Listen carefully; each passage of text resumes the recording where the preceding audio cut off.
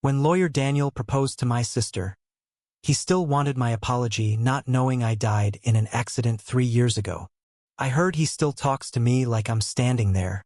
I wonder if the guilt eats him, or if it's just his ego bleeding. If I had a body, I'd laugh. Instead, I hovered in the corner of our old family dining room, watching him slide the diamond ring onto my sister's trembling finger.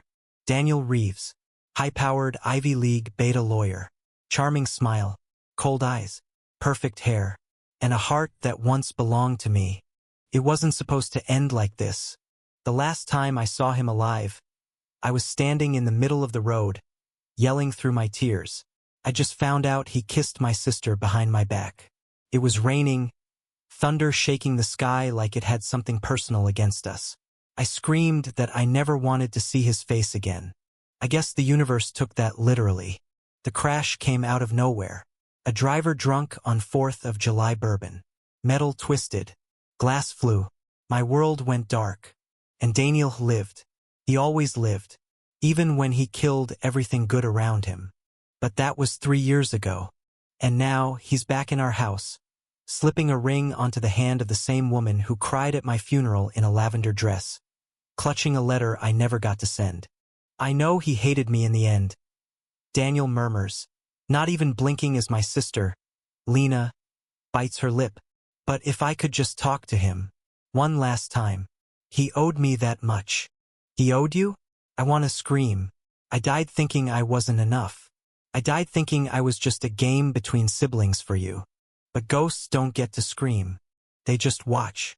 Daniel moved in the next week. I haunted him, not out of cruelty but curiosity. He still wore the cologne I liked, still folded his cuffs the way I used to tease him about, still ran his hand down the back of his neck when he was nervous, same as the night we kissed behind the bleachers during Lena's soccer game.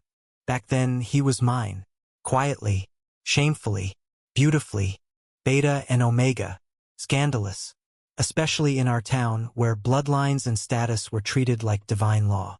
He never wanted to come out, said it would ruin his chances at the firm, said people like him didn't get to be both successful and in love with an omega, said maybe in another life. I guess this is the other life. He's engaged to my sister now, publicly, perfectly, without scandal, the way he always wanted. Except he talks to my photo in the hallway every night, like a confession. I didn't mean for it to go down that way, he whispered one evening, crouched beside the frame. I thought I had time to fix it. You never even said goodbye, because I died. And you never once said, I'm sorry. Then came the letters. Lena found the first one in his desk. She thought it was for her. It wasn't. It started with my dearest Eli. My name, not hers. She sat on the edge of the bed, pale, lips trembling, rereading every word he had written but never sent. He'd written me every birthday since I died, every 4th of July, every anniversary of our secret. Sometimes he wrote about the guilt, sometimes about the things he still dreamed of: Paris, matching tattoos, a cabin in Oregon. Sometimes he just wrote my name over and over. I felt something then, not hope, not revenge, just ache, because for all the ways he broke me, he had broken too. One night, Lena stood in the garden, the letters clutched to her chest, and asked the wind, "Why didn't you tell me?" And Daniel, who had followed her out, replied without hesitation, "Because I loved him, and I was afraid you loved me." Silence. Then she asked, "Do you still?" He nodded. That's when I knew. They weren't pretending. They were both hurting.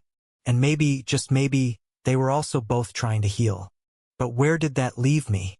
A ghost caught in a story that no longer had a place for him? Autumn came early that year, and with it an idea.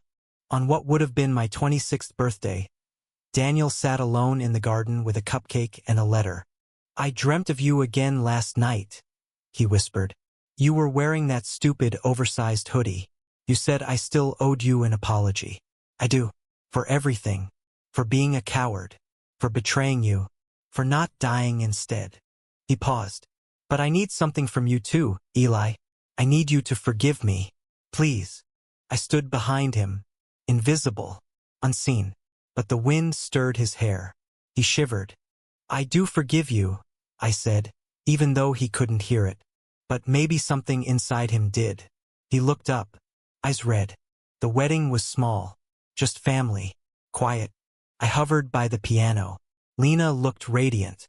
Daniel looked older. They kissed. People clapped. The music swelled. And still, he glanced toward the corner I used to sit in. Like he hoped I'd be there. Like he missed me. That night, as he and Lena danced in the candlelight, he whispered into her hair. He would have loved this song. She nodded. He's here. He smiled faintly. He always is. And for the first time, I believed him. Months passed. Seasons turned. Lena started writing again children's books. Daniel opened a small practice for victims of discrimination. They talked about adoption. But sometimes, when Lena fell asleep early, Daniel would walk into the study, pour a glass of wine, and read my letters. Then he'd say things he didn't say to anyone else. I wish you'd stayed. I think about you every day. I loved you more than I was ever brave enough to admit. And once, on a stormy night not unlike the one I died in, he whispered, You were never the one who needed to apologize.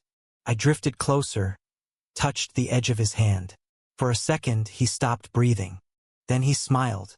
They scattered my ashes on the cliffs in Maine. Lena and Daniel went together. As the wind took me, Daniel spoke. I thought love had to look a certain way to be real. But you taught me otherwise. You were real. You were love. Lena added, And you were never a mistake, Eli. I left them then not in anger, not in sorrow, but in peace. Sometimes, ghosts don't haunt out of rage. Sometimes they stay because love never got to finish its sentence. And sometimes the most powerful apology comes not in words but in letting go. Thank you for listening.